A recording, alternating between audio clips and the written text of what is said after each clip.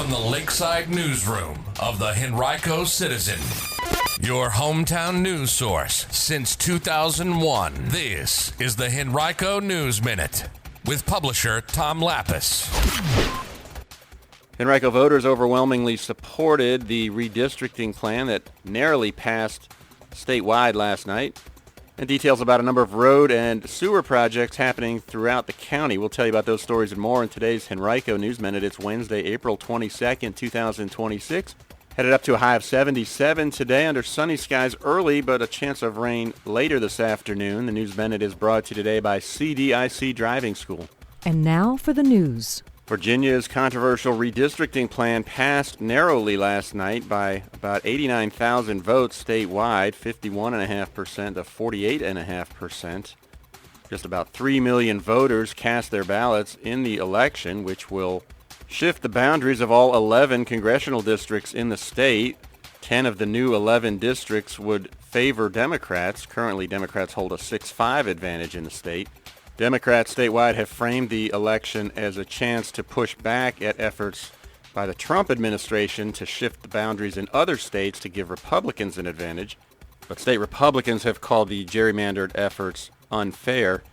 Henrico voters overwhelmingly approved the measure, 64% to 36%, a difference of about 35,000 votes.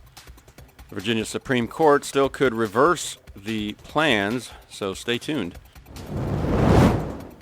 A whole host of public works and public utilities projects are ongoing currently in Henrico County, ranging from major bridge repairs to sewer expansions funded by the American Rescue Plan Act. Other efforts focus on pedestrian and bike safety, traffic calming, roundabout construction, and seasonal environmental health. We've got a complete rundown on our website, henricocitizen.com, of some of the projects you can expect to see in your neck of the woods. Well, late last week, Henrico School Board members unanimously approved the county's $971 million school system budget, which had been adopted by the Board of Supervisors 2 days earlier.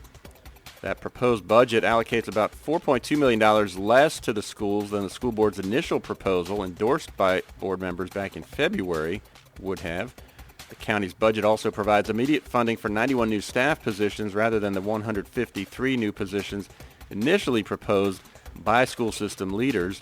That prompted some outcry during the past month from some school board members and staffers. It also led to some back and forth with the Board of Supervisors, which pushed back at the notion that it was underfunding schools, saying it approved the budget proposal that the school board put in front of it. Last week's adoption by the school board came quickly with few comments. Speaking on behalf of the school board, Chair Madison Irving of the Three Chop District expressed appreciation for the Board of Supervisors' funding and said the school board was, quote, happy, end quote, to unanimously approve the budget. You can read more about the budget plan right now on our website from our government and education reporter, Leanna Hardy. The inaugural Richmond Renaissance Fair this past weekend at Dory Park in Verina was an overwhelming success with some 20,000 attendees. If you missed it or you want to relive some of the moments, we've got a whole host of photos from the event. You can check those out at henricocitizen.com right now. And police yesterday took into custody a Henrico man wanted in the triple shooting that left a teen dead and 2 other people shot inside a home in Richmond. 41-year-old Levi Nelson was taken into custody Tuesday night in Henrico. He's charged with malicious wounding and use of a firearm during the commission of a felony after shooting the 3 people, one of them his own daughter, in what police say was a fit of rage inside a Highland Park home yesterday morning. 18-year-old Zion Terry died from his injuries. Terry's 14-year-old sister, who's Nelson's daughter, was shot in the head and remains hospitalized with life-threatening injuries. Their 38-year-old mother, Nelson's girlfriend, is recovering from non-life-threatening injuries. And officials from the Richmond and Henrico health districts are encouraging parents and guardians to ensure that children 2 years and younger are immunized against vaccine-preventable diseases during National Infant Immunization Week this week, April 20th through 27th. On-time vaccination is critical to provide protection against those potentially life-threatening diseases, according to officials. The nation has seen a rise in vaccine-preventable diseases, however. Cases of measles rose to 17 in the state last year. The disease once was eliminated nationally. According to a medical journal, vaccines have saved approximately 154 million lives since 1974.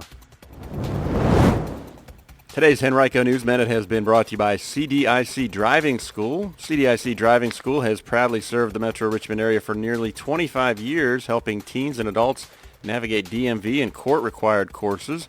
They offer flexible online group and one-on-one classes backed by real customer service and consistent 5-star Google ratings. Visit cdicdrivingschool.com to get started today.